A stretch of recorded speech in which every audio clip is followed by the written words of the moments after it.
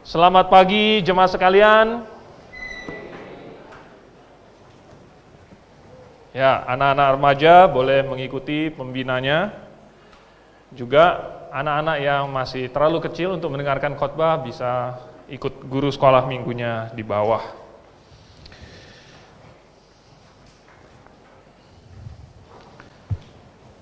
Jadi sambil kita di sini belajar firman Tuhan, anak-anak remaja juga akan belajar firman Tuhan.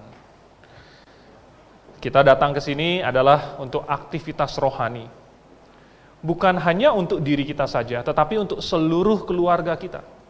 Itulah yang membuat persekutuan jemaat pada hari Minggu seperti ini begitu penting. Amin jemaat sekalian. Jadi selamat pagi saya ucapkan lagi kepada jemaat di sini maupun yang sedang menonton di rumah. Mari kita buka Alkitab kita di dalam Roma pasal yang ke-12. Kita akan baca ayat 1 dan 2 bersama-sama. Roma pasal 12 ayat 1 dan 2. Saya yakin ini sudah tidak asing lagi. Bahkan mungkin sebagian dari kita sudah menghafalnya. Tapi ini ayat yang bagus dan penting sekali dan kita mau merenungkannya hari ini. Kita baca bersama-sama. Ayat 1 dan 2 kalau sudah dapat. Oke?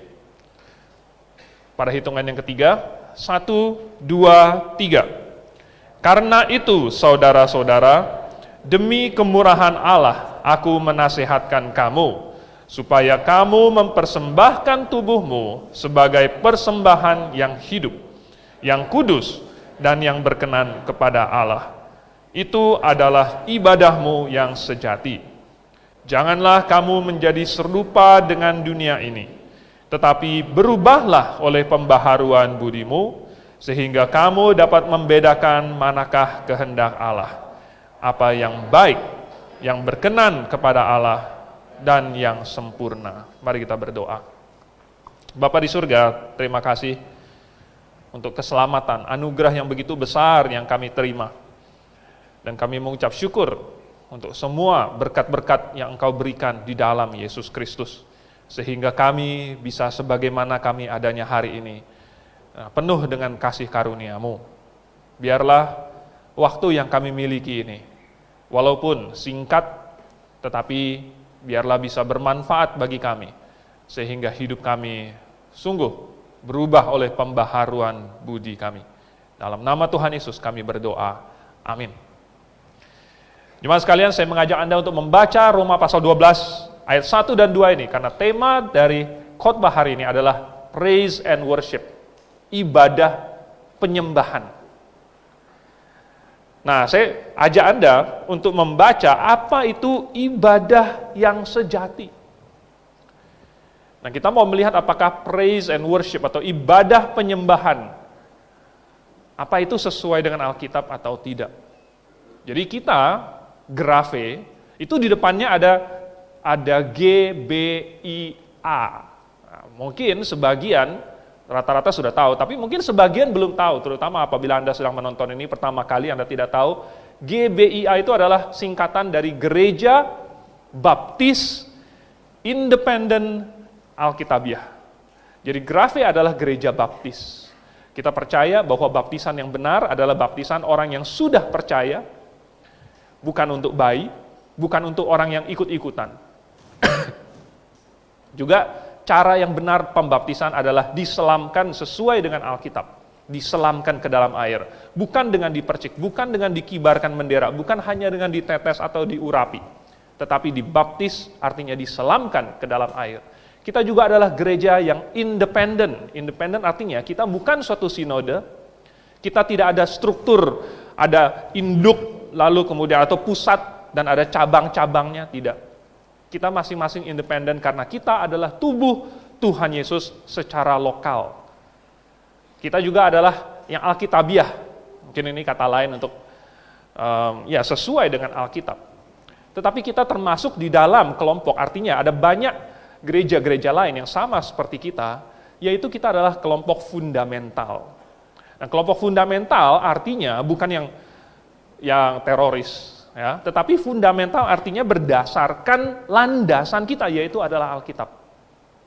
Jadi kita adalah gereja baptis, independen, dan alkitabiah, fundamentalis. Dan kalau Anda ikut kebaktian kita di sini, mungkin Anda merasa berbeda.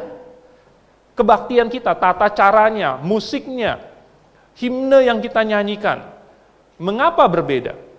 Kenapa GBI Agrave berbeda dengan mayoritas gereja lain di Indonesia atau bahkan di dunia? Kenapa berbeda? Nah, ini ya. Karena ada perbedaan konsep. Perbedaan konsep apa itu praise, apa itu worship, ibadah, menyembah, apa yang mereka anggap sebagai ibadah, apa yang mereka anggap sebagai menyembah Tuhan, dengan apa yang sebenarnya ada di dalam Alkitab. Nah, kita akan melihat pertama dulu, apa itu ibadah, dan itu bukanlah puji-pujian. Ya, nomor satu, ibadah atau penyembahan, atau praise, atau worship, bukanlah puji-pujian.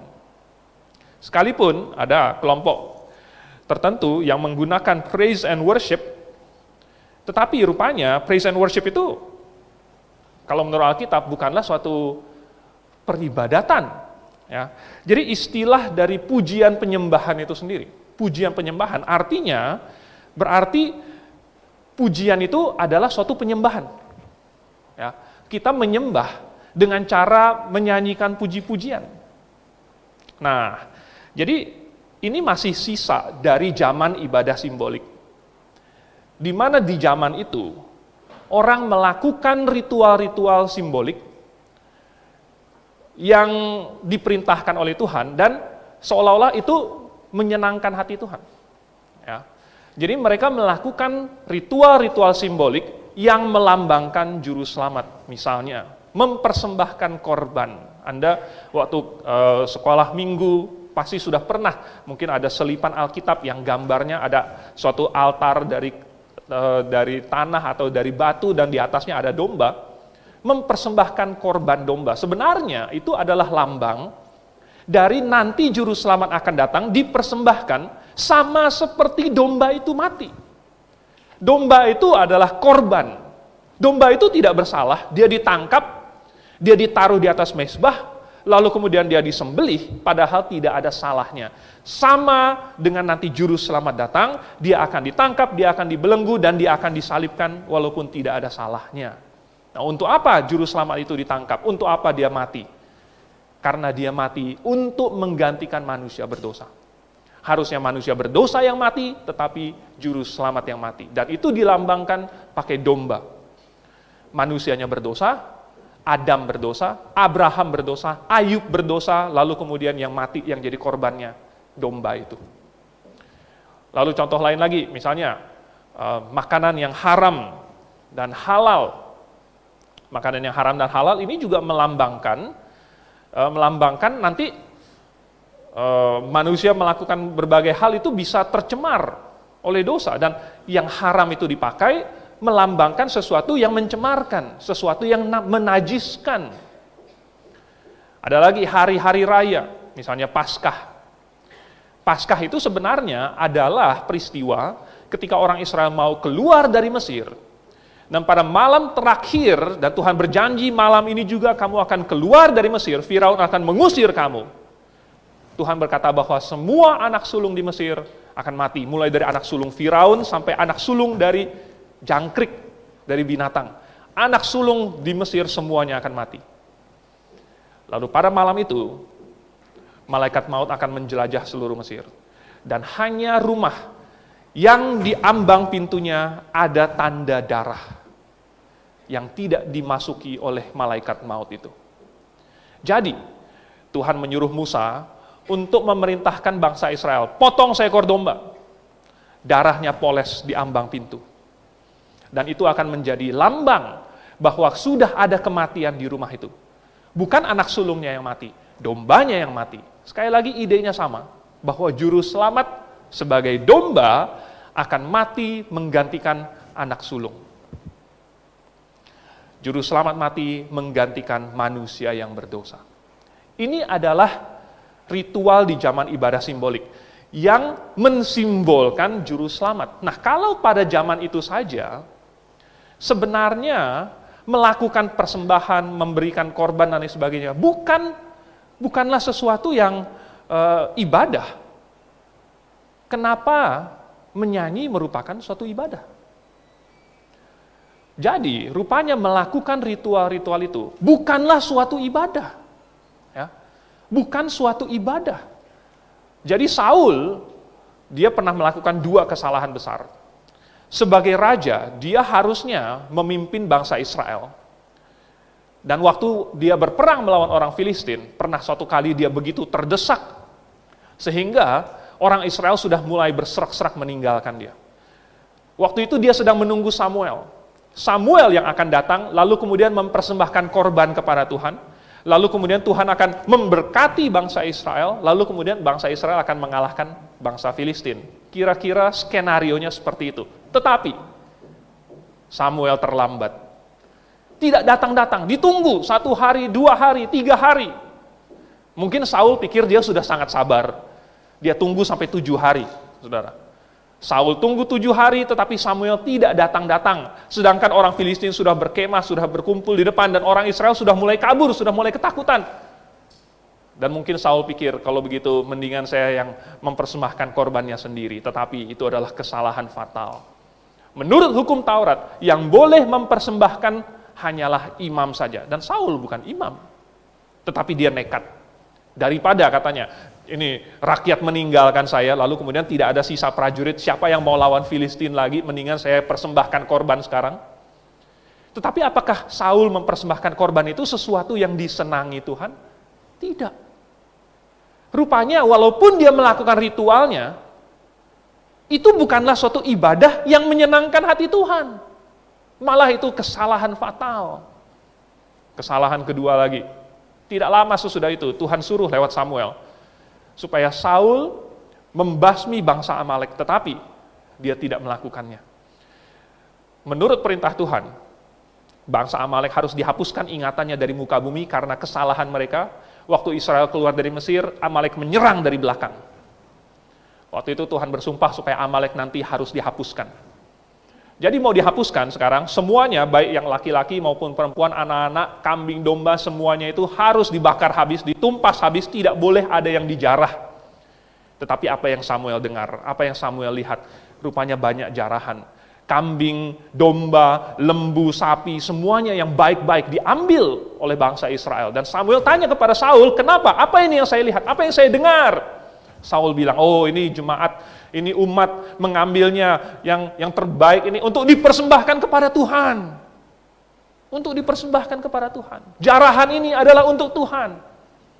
Lalu Samuel di situ mengucapkan satu sajak yang sangat-sangat penting sekali. Apakah Tuhan berkenan kepada korban bakaran? Sama seperti kepada mendengarkan firman Tuhan. Mau mereka kasih berapapun persembahan korban, itu tidak ada efeknya. Karena itu tidak menyenangkan hati Tuhan. Jadi kita melihat bahwa hanya melakukan ritual saja, hanya melakukan simbolnya saja, bukanlah sesuatu yang menyenangkan hati Tuhan. Itu bukan ibadah. Kalau hatinya tidak benar di hadapan Tuhan, bagaimana itu ibadah? Bagaimana itu menyenangkan hati Tuhan? Misalnya lagi peraturan tentang hari Sabat. Peraturan tentang hari Sabat juga adalah suatu simbol. Nah, orang-orang Farisi pada waktu itu, mereka melihat Yesus, melihat murid-murid Yesus, dan bilang, oh ini melanggar. Kamu telah melanggar peraturan hari Sabat, yang katanya untuk selama-lamanya, turun-temurun. Kamu tidak menghormati hukum Taurat, tidak menghormati Musa, tidak menghormati Allah. Yang benar. Apakah hukum Sabat, hukum hari Sabat, berkata bahwa tidak boleh berbuat baik? Justru Tuhan Yesus di situ membalikkan kepada mereka, bahwa merekalah yang tidak mengerti apa arti, makna dari hukum hari Sabat. Mereka dengan peraturan-peraturannya menentukan apa yang boleh, apa yang tidak boleh. Kalau hari Sabat hanya boleh berjalan 1 mil saja. Kalau kamu sudah berjalan 1 mil, lalu kamu 1 langkah lagi, lewat dari 1 mil, kamu sudah melanggar hukum Sabat. Betapa penuh dengan legalitas, penuh dengan peraturan ini yang itu, dan bukan hakikatnya, bukan maknanya. Tuhan bilang kamu mengabaikan belas kasihan. Kalau kamu mengerti belas kasihan, kalau kamu mengerti apa yang Tuhan inginkan, maka kamu tidak akan melanggar hari Sabat. Dan kamu tidak akan bilang bahwa saya melanggar hari Sabat. Tuhan Yesus menyatakan makanan yang haram dan halal sudah tidak ada lagi. Semuanya halal. Tuhan Yesus bilang di Markus pasal 7, bukan yang masuk ke dalam mulut yang menajiskan. Bukan karena dia babi, bukan karena kukunya belah, bukan karena dia tidak bersisik, maka dia menjadi najis. Itu masuk ke dalam mulut dan tidak menajiskan. Yang menajiskan adalah apa yang di dalam hati yang keluar. Jadi yang najis itu adalah yang di dalam hati, bukan yang masuk ke dalam, yang katanya akan masuk ke dalam perut lalu keluar di jamban. Itu tidak menajiskan. Jadi menurut Tuhan Yesus, kenajisan yang sejati adalah yang di dalam hati. Kalau apa yang di dalam hatinya tidak benar, kalau apa yang di dalam hatinya itu jahat, itu yang najis. Bukan makanan yang masuk membuat najis. Jadi kita melihat bahwa ibadah di zaman perjanjian lama pun, di zaman ibadah simbolik, bukan terletak pada simbolnya, bukan terletak pada ritualnya. Mereka boleh melakukannya, huruf demi huruf, setepat-tepatnya, persepuluhan dikasih sampai adas, manis, jintan, selasi, semuanya dihitung 10%. Bukan itu yang merupakan ibadah. Ibadah itu adalah hatinya. Lalu kemudian, jadi, kalau itu di zaman dahulu dilakukan, tetapi bukan ibadah, kenapa hari ini kita menyanyi atau segala macam menjadi ibadah? Bukan. Kedua, kemudian, ibadah atau penyembahan itu juga bukanlah liturgi. Bukanlah liturgi. Berasal dari kata liturgos. Nah, apa yang dimaksud dengan liturgi? Liturgi, menurut gereja-gereja Protestan adalah tata cara ibadah yang kalau diikuti itu menyembah Tuhan. Jadi, ada susunan liturginya. Ini susunan ibadah, ini tata cara ibadah. Kalau kamu ikutin dari awal sampai akhir, itulah peribadatan. Kalau menurut gereja Roma Katolik lebih parah lagi. Menurut definisi gereja Roma Katolik, liturgi adalah salah satu cara di mana manusia diselamatkan. Nah loh, jadi katanya Allah menyelamatkan manusia lewat liturgi. Lewat liturgi. Jadi umat itu harus melaksanakan liturgi, harus ikut liturgi, baru kemudian dia akan diselamatkan oleh Tuhan. Inilah doktrin gereja Roma Katolik yang berkata bahwa di luar gereja tidak ada keselamatan, karena yang melaksanakan keselamatan itu adalah gereja. Liturgi yang dilaksanakan oleh gereja adalah salah satu alat keselamatan. Dan itu salah satu yang diprotes oleh Martin Luther di dalam 95 dalilnya. Jadi, liturgi menurut berbagai gereja, dan ini beda-beda. Ada banyak gereja punya definisi liturgi yang beda-beda, punya susunan yang beda-beda, punya cara yang berbeda-beda, punya poin-poin yang berbeda-beda, sehingga begitu banyaknya liturgi yang saling berbeda, kita nggak tahu lagi yang mana yang benar, yang mana yang menyembah, yang mana yang menyembahnya sekian persen, dan lain sebagainya. Intinya, itu bukanlah ibadah, itu bukanlah penyembahan. Kenapa? Karena, sekali lagi, sama seperti tadi orang Israel melakukan ritual, melakukan simbol, itu bukan ibadah. Kenapa mengikuti poin-poin, ya, mulai dari persiapan, kemudian ada votum, kemudian ada apa lagi, ya, ada pengakuan dosa, kemudian pengumuman bahwa dosa sudah diampuni. Kenapa mengikuti itu namanya adalah ibadah? Kenapa itu menyenangkan hati Tuhan? Kenapa itu menyembah Tuhan? Itu hanyalah urut-urutan. Itu hanyalah sesuatu yang dilakukan satu, kemudian yang kedua, kemudian yang ketiga. Bagaimana itu bisa menjadi definisi dari beribadah? Tidak mungkin. Jadi, liturgi jelas bukan merupakan ibadah. Apalagi jalan keselamatan. Kalau tadi saya bilang bahwa liturgi kan beda-beda ya. Liturgi bervariasi. Bagaimana mungkin jalan keselamatan bisa penuh dengan variasi? Bahkan di dalam gereja Roma Katolik sendiri, liturgi sudah mengalami banyak perubahan dari zaman ke zaman. Bagaimana orang pada satu zaman bisa diselamatkan dengan liturgi yang berbeda dengan liturgi zaman yang lain? Berarti jalan keselamatan ada lebih dari satu. Bagaimana Tuhan yang sama memberikan jalan keselamatan yang berbeda-beda, yang bervariasi, dan bagaimana sebelum ada gereja Roma Katolik, kalau belum ada liturgi, bagaimana orang-orang zaman perjanjian lama, mereka diselamatkan pakai liturgi mana? Jelas liturgi tidak mungkin merupakan jalan keselamatan. Jalan keselamatan hanya lewat bertobat dan percaya kepada Yesus. Tidak perlu ditambah dengan liturgi, dengan melakukan perjamuan, dengan dibaptis. Hari ini nanti ada baptisan. Jangan sampai ada yang dibaptis, nanti berpikir bahwa dia akan masuk surga karena baptisan. Tidak ada kuasa di dalam air, tidak ada kuasa di tangan saya. Jangan sampai ada yang berpikir bahwa dosanya dicuci pakai air itu, tidak dimasukin rinso ataupun daya, saudara. Tidak ada pemutihnya. Lagi pula itu tidak bisa menembus kulit kita masuk ke dalam hati dan menyucikannya. Nggak bisa.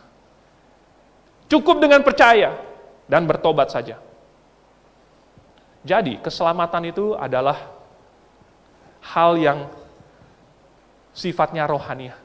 Bukan dilakukan secara lahiriah. Oleh sebab itu, orang yang beranggapan bahwa liturgi merupakan ibadah, itu salah konsep. Bagaimana Tuhan bisa berkenan kepada ritual-ritual kosong, saudara? Memang acara itu boleh disusun dan harus disusun supaya rapi. Ya. Kita juga punya susunan acara. Tetapi yang salah adalah menganggap bahwa itu merupakan suatu peribadatan. Bukan, saudara. Ingat, peribadatan itu adalah yang di dalam hati, bukan yang dilakukan secara lahiriah. Yang ketiga sekarang, ibadah itu bukanlah datang ke gereja. Sekali lagi, banyak orang punya salah konsep ini. Bahkan orang Kristen sendiri salah konsep. Kalau ini diajarkan, waktu dulu saya kelas SD dan SMP, ada di dalam pelajaran agama dikasih tahu bahwa, kalau umat Islam, rumah ibadatnya adalah masjid. Kalau orang Buddha, rumah ibadatnya adalah wihara, dan segala macam. Orang Kristen, rumah ibadatnya adalah gereja. Ini salah konsep. Sehingga orang pikir bahwa datang ke gereja sama dengan beribadah. Bahwa gereja adalah rumah ibadah. Bahwa kalau mau beribadah, itu datangnya ke gereja. Saudara, ini salah. Seolah-olah bahwa kalau kita sedang tidak di gereja, kita tidak beribadah. Kalau kita mau beribadah, kita mesti ke gereja. Bahwa ini, gedung ini, merupakan rumah peribadatan. Itu sebabnya GBI Grafe tidak pernah berkata bahwa ini adalah rumah ibadah. Ini bukan rumah ibadah, saudara. Ini adalah tempat kita berkumpul. Ada macam-macam aktivitas rohani di dalamnya. Kita bernyanyi, kita berdoa, kita belajar firman Tuhan. Kita bertemu di sini, berkumpul, dan itu dijamin oleh Undang-Undang Dasar 45. Ada kebebasan bagi kita. Tetapi kita bukan sedang melaksanakan ibadah di sini. Mengapa demikian? Jadi, sebenarnya tidak salah kok. Kalau orang yang sudah bertobat dan percaya itu datang beribadah, datang ke gereja, bernyanyi dan lain sebagainya. Tetapi kita bukan menganggap hal-hal yang kita lakukan itu sebagai peribadatan, sebagai suatu aksi ibadah. Bukan. Ya. Jadi sekalipun Tuhan mau supaya kita bernyanyi, yang Tuhan inginkan sebenarnya adalah hati yang penuh ucapan syukur. Hati yang penuh dengan sukacita sehingga kita memuji Dia, sehingga kita mengasihi Dia. Yang Tuhan inginkan bukanlah kata-kata yang keluar dari mulut kita, yang Tuhan inginkan adalah hati kita. Sehingga orang yang bisu pun tetap bisa memuji Tuhan dan Tuhan akan bahagia. Orang yang buta pun tetap bisa memuji Tuhan dan Tuhan akan bahagia karena yang Tuhan inginkan adalah hatinya. Ucapan syukur dari Dia, sukacitanya, kasihnya, itu yang Tuhan inginkan. Walaupun Tuhan mau kita datang ke gereja, Tetapi yang Tuhan inginkan adalah kerinduan hati kita yang mau berkumpul bersama, ingin bersekutu, ingin bernyanyi, ingin mempelajari firman Tuhan, ingin turut ambil bagian di dalam pekerjaan tubuhnya ini, ingin memajukan jemaat lokal ini. Itu yang Tuhan inginkan. Untuk apa kita datang ke gereja, tetapi kita tidak melakukan hal-hal itu dari dalam hati? Berarti kita hanya duduk di sini percuma. Kalau kita datang duduk di sini, tetapi pikiran kita ada di mall, ada di tempat yang lain, berarti kita tidak hadir di sini. Maka kita sama seperti orang Yahudi yang melakukan ritual-ritual simbolik tanpa pengertian. Nah, Tuhan tidak berkenan. Jadi ibadah yang sesungguhnya sebenarnya adalah kita melakukan apa yang Tuhan inginkan. Itu adalah intinya. Jadi hati kita bagaimana? Ya. Bukan hanya apa yang keluar dari mulut kita, tetapi yang keluar dari hati kita. Itu yang Tuhan inginkan. Oke, yang keempat sekarang. Jadi tadi kita sudah melihat bahwa ibadah bukan puji-pujian, ibadah bukan liturgi, dan ibadah bukan juga datang ke gereja. Oke. Nah lalu, kalau kita mau tahu misalnya apa sih praise and worship itu? Saya usulkan kita tanya kepada Daud. Daud, seorang pemazmur yang menulis mayoritas dari kitab Mazmur, betapa banyaknya lagu yang dia ciptakan. Dia juga adalah seorang pemain kecapi yang hebat sekali. Dia main kecapi, roh jahatnya terusir. Anda bisa bayangkan betapa jagonya dia main kecapi. Dan apa kata Daud mengenai memuji Tuhan? Coba kita baca. Kita buka Mazmur. Ini kan tulisan Daud. Kita buka Mazmur. Dan rupanya menurut Daud ada satu mazmur yang sangat penting sekali dan dia taruh itu paling depan. Ya. Kalau kamu mau baca buku nyanyian, misalnya di dalam buku nyanyi kita nih, mana buku nyanyi kita di Humno ini, ya. Ada satu lagu yang ditaruh paling depan. Anda masih tahu? Anda ingat apa lagu yang ditaruh paling depan? Apa? Hah? Apa lagu nomor 1? Lagu nomor 1, Grave bertekad. Karena menurut Gembala Sohento, ini lagu yang penting, makanya ditaruh di depan. Oke, kalau Anda belum pernah nyanyi lagu Grave bertekad, mungkin Anda jemaat baru, ya. Nggak apa-apa, sekali-sekali selain kita nyanyi lagu nomor terakhir, 479, kita nyanyi juga lagu yang nomor 1-nya. Nah, menurut Daud, ada satu lagu yang sangat penting sekali, dan dia taruh paling depan, di pasal 1, Mazmur 1. Menurut Daud, berbahagialah orang yang tidak berjalan menurut nasihat orang fasik, yang tidak berdiri di jalan orang berdosa, dan yang tidak duduk dalam kumpulan pencemooh, tetapi yang kesukaannya ialah Taurat Tuhan, dan yang merenungkan Taurat itu siang dan malam. Oke, menurut, ini masih Anda baca lagi nanti selanjutnya, sampai 1 pasal penuh, tetapi intinya, jadi menurut Daud, rupanya menyembah Tuhan itu bukanlah datang ke bait suci lalu kemudian nungging-nungging, bukan. Memuji Tuhan bukanlah kamu menari-nari begitu ya, seperti Daud menari, bukan itu penyembahan. Menurut Daud, yang Tuhan inginkan adalah jangan hidup menurut nasihat orang fasik, jangan berdiri di jalan orang berdosa, jangan duduk di kumpulan pencemooh. Kalau ini disingkat, itu kan pakai kata-kata puitis. Kalau disingkat, maksud Daud, ibadah yang sejati adalah hidup kudus. Hidup dengan kudus. Bukan hidup seperti orang berdosa, hidup seperti orang fasik, hidup seperti orang-orang pencemooh yang tidak mengenal Tuhan. Ini menurut Daud. Dan memang benar, karena apa gunanya seseorang memberikan persembahan? Apa gunanya seseorang bernyanyi mazmur, nyanyiannya dari mazmur? Kulayangkan pandanganku ke gunung-gunung. Semua mazmur bisa dijadikan lagu. Apa gunanya dia melakukan ritual-ritual? Kalau hatinya, kalau hidupnya masih sama dengan orang dunia. Apa gunanya? Jadi, inti dari peribadatan atau penyembahan itu sebenarnya adalah supaya hati kita itu menjadi hati yang kudus. Supaya hidup kita menjadi hidup yang kudus, yang berbeda dari dunia ini. Apa gunanya seseorang datang ke gereja, tetapi tidak berubah? Ya. Dulu, waktu Tuhan Yesus masih hidup di dunia ini, ada orang-orang Farisi, ada imam-imam.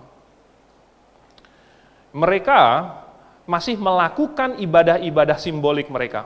Sekalipun mereka tahu bahwa ada Yesus di situ, dan bahwa Yesus ini adalah Mesias, mereka menyadarinya. Tetapi mereka masih memilih untuk melakukan apa yang simbolistis. Walaupun mereka tahu Mesias datang, tetapi mereka tidak mau mengakui. Nah, apakah Tuhan berkenan? Tidak. Bahkan Tuhan bilang apa sama mereka? Robohkan bait suci ini. Robohkan bait suci ini. Tidak perlu lagi hal-hal yang simbolik. Tidak perlu lagi datang ke bait suci 3 kali setahun untuk hari raya. Semua laki-laki di atas 12 tahun datang ke Yerusalem. Tidak perlu lagi. Tidak perlu lagi imam, karena nggak ada lagi bait suci. Tidak perlu lagi semua hal-hal yang sifatnya lahiriah saja. Robohkan bait suci ini. Keras sekali. Bagaimana Tuhan Yesus bisa berani berkata robohkan bait suci? Dia bilang, robohkan bait suci ini dan dalam 3 hari aku akan mendirikannya kembali. Maksud Tuhan Yesus tentu adalah dirinya sendiri. Bait suci yang berupa bangunan itu hanyalah simbol. Simbol dari apa? Simbol dari dirinya sendiri. Yesus sendirilah bait suci. Jadi nanti kalau dia disalibkan dan dia akan dikuburkan, dia akan bangkit dalam 3 hari.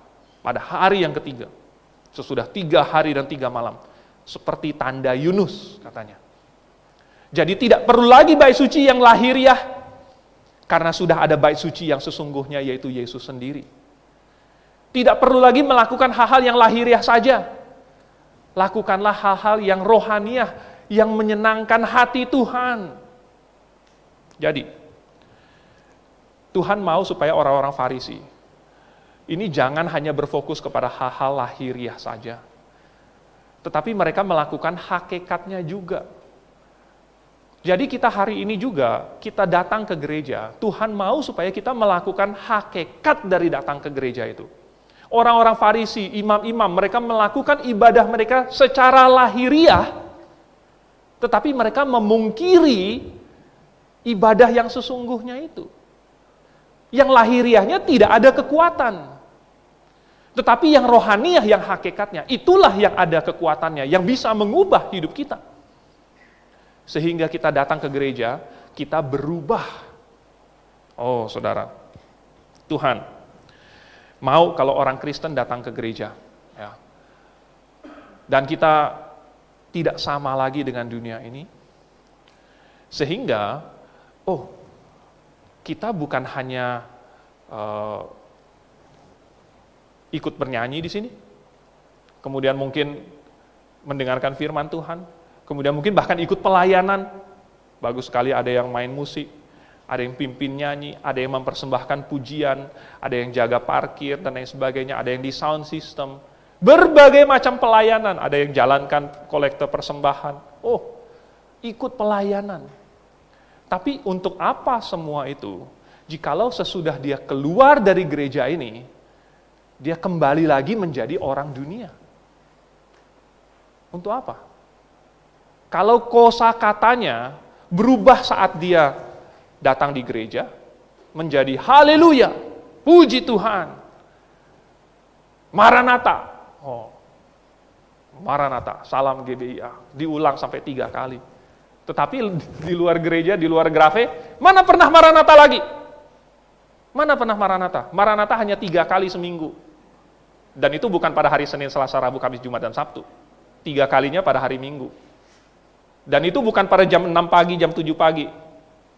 Hanya jam 10 pagi saja. Buat apa? Buat apa Maranatha? Buat apa? Kosakatanya kemudian kembali lagi ke dunia ini. Dengan kata-kata sumpah serapah, dengan latahnya, dengan kasarnya, dengan joroknya. Kembali lagi, apa gunanya dia datang ke gereja? Sebagian orang Kristen punya baju gereja. Baju gereja, oh kalau ke gereja bajunya mesti sopan ya. Bagus sih, tetapi itu baju gereja. Baju gereja artinya dipakai kalau ke gereja. Kalau tidak ke gereja, ngapain pakai baju gereja? Nah loh, sehingga kita bingung. Apakah yang sopan, yang bagus hanya untuk ke gereja? Apakah kalau kita tidak ke gereja tidak perlu pakai yang sopan? Kalau ke gereja tidak boleh yang menggoda, apakah di luar gereja boleh pakai yang menggoda? Apa gunanya kita datang ke gereja kalau begitu? Apa bedanya? Pelayanan hebat di sini, tetapi bagaimana kalau anak-anaknya melihat, keluarganya melihat bahwa dia berubah hanya ketika datang ke gereja saja. Masuk mobil kembali pulang sudah berbeda, sudah sama lagi seperti hari Senin sampai Sabtu. Itulah sebabnya maka kita berkata bahwa ibadah itu bukan datang ke gereja. Ibadah itu bukan datang ke gereja, sama seperti kekudusan bukan hanya untuk gereja saja. Kekudusan itu adalah untuk Senin sampai hari Minggu. Atau dari Minggu sampai Sabtu. Hari pertama, jadi kekudusan itu adalah sepanjang hari, sepanjang minggu, sepanjang tahun. Bukan hanya pada saat kita datang ke gereja saja. Demikianlah penyembahan kita, bukan hanya pada saat kita datang ke gereja. Jadi apa gunanya firman Tuhan? Kalau firman itu hanya kita renungkan pada saat kita datang atau duduk di sini. Kalau menurut Daud, ya, merenungkannya itu siang dan malam. Firman Tuhan itu akan berefek kalau itu kita renungkan siang dan malam sepanjang hari, sepanjang minggu. Kalau kita hanya merenungkannya saat Anda duduk di sini saja, tetapi kemudian Anda turun ke bawah, sudah lupa, maka firman Tuhan itu tidak akan mengubah hidup kita. Maka teman-teman kita di kantor tidak akan melihat bahwa kita sudah menjadi berbeda. Yang Tuhan inginkan bukanlah kita datang ke sini, bukanlah kita keluar suara bernyanyi. Yang Tuhan inginkan adalah supaya itu semua yang kita lakukan mengubah hidup kita. Itu yang Tuhan inginkan, dan itu adalah ibadah kita. Dan itu mengantar kita ke Roma tadi, pasal 12 ayat 1 dan 2. Jadi saya sudah mulai dari panjang, bukan puji-pujian, bukan juga liturgi, bukan juga datang ke gereja. Menurut Daud itu adalah hidup yang kudus, tetapi itu baru ayat keduanya. Saya bacakan lagi Roma pasal 12. Ayat keduanya bilang, apa yang dikatakan oleh ayat keduanya?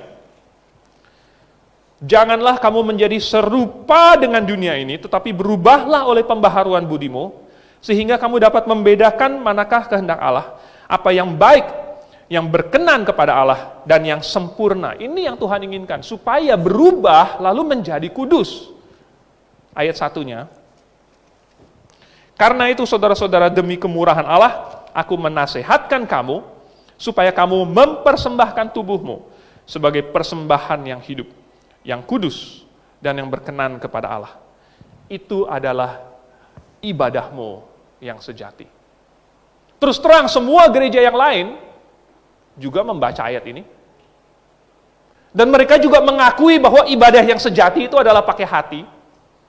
Mereka juga tahu kok bahwa hanya sekedar bernyanyi itu tidak menyembah Tuhan, tetapi perlu hati. Mereka juga tahu kok. Tetapi mereka menggunakan hal-hal itu sebagai suatu penampilan bahwa kalau kamu melakukan itu maka kamu sedang beribadah. Padahal sesungguhnya, tadi seperti sudah saya katakan, kita bukan beribadah di gereja, tetapi hidup kita diserahkan kepada Tuhan. Jadi, ibadah yang sejati sebenarnya adalah memakai hidup kita untuk dipakai oleh Tuhan, untuk programnya Tuhan. Memakai hidup kita untuk kemajuannya program Tuhan. Dan itu bukan kita lakukan hanya pada hari Minggu atau hanya di gereja saja. Oleh sebab itu kita datang ke gereja bukanlah suatu ibadah. Oleh sebab itu kita bernyanyi bukanlah suatu ibadah. Jadi apa sih yang kita lakukan sebenarnya? Apa yang kita lakukan? Jadi bagaimana supaya hidup kita itu bermanfaat? Bermanfaat untuk Tuhan. Jangan lihat bahwa hanya pengkhotbah saja yang bermanfaat. Cuman pengkhotbah saja yang melayani Tuhan. Semua orang Kristen harus melayani Tuhan dan bisa melayani Tuhan. Jangan berpikir bahwa hanya yang berbaris di depan saja yang melayani Tuhan, yang bermain musik yang melayani Tuhan. Tidak. Tetapi apakah hidup kita, kesaksian hidup kita, apakah itu memuliakan Tuhan atau justru memalukan Tuhan? Apakah orang mencibir, dia orang Kristen, kelakuannya kayak gitu? Atau dia orang Kristen, dia tidak seperti orang lain, orang dunia ini. Apakah itu yang memuliakan Tuhan? Apakah saya melayani Tuhan pada hari Minggu? Bagus. Tetapi bagaimana dengan hari-hari di antara minggu? Apakah saya melayani Tuhan? Apakah hidup saya dipakai untuk kemajuan Tuhan punya? Apakah uang saya dipakai untuk program Tuhan? Apakah saya menghadiri pertemuan-pertemuan jemaat sekalipun itu di tengah minggu? Apakah saya ikut mendukungnya? Apakah saya ikut mempromosikannya? Apakah saya ikut ada andil di dalam mensukseskannya, mengaturnya sedemikian rupa sehingga menjadi makin baik? Apakah saya turut memikirkannya? Apakah saya mengeluarkan energi, waktu? Apa hidup saya yang dipakai untuk kemajuan jemaat lokal? Karena ini adalah tubuhnya. Jadi, ketika Tuhan mau supaya hidup kita ini dipersembahkan, tentu bukan supaya kita disembelih di atas mezbah, tetapi supaya hidup kita dipakai untuk Tuhan. Dan sekali lagi, itu bukan kita lakukan pada hari Minggu saja. Oleh sebab itu, ketika kita pulang ke rumah, ketika kita di rumah kita, di perjalanan, dimanapun, di tempat kerja, dimanapun kita berada, kita bisa menyembah Tuhan kalau hidup kita bermanfaat bagi Tuhan. Jadi kita datang ke gereja ini untuk apa? Kita datang ke gereja ini adalah untuk berkumpul, adalah untuk memiliki persekutuan, adalah untuk bernyanyi bersama, adalah untuk menyamakan perspektif, supaya sama dengan firman Tuhan. Itu yang sedang saya lakukan sekarang. Saya sedang memberitakan apa yang Alkitab katakan, supaya kita semua, baik Anda yang mendengarkan maupun saya yang berkhotbah, kita sama-sama mengikutinya. Dengan demikian, kita satu sama-sama melakukan kebenaran. Itulah tujuan kita datang untuk berkumpul di sini. Tetapi keluar dari tempat ini, kita tetap beribadah kepada Tuhan. Mari kita tundukkan kepala, kita berdoa. Bapa di surga, walaupun kami tahu bahwa hidup kami ini begitu singkat dan terbatas gunanya, tetapi kami ingin supaya dalam waktu yang singkat ini, dan berapapun keterbatasan kami, dapat dipakai oleh-Mu dalam pekerjaan-Mu, untuk tujuan-Mu. Dan dengan demikian, maka Engkau telah menyelamatkan kami, tidak dengan sia-sia, tetapi kami dapat sedikit membayarkan kasih karunia yang kami terima, yang begitu besar. Oleh sebab itu, biarlah kami yang sudah bertobat dan sudah dilahir barukan, biarlah kami bermanfaat bagi jemaat lokal dimanapun kami berada. Kami berdoa dan mengucap syukur dalam nama Tuhan Yesus. Amin.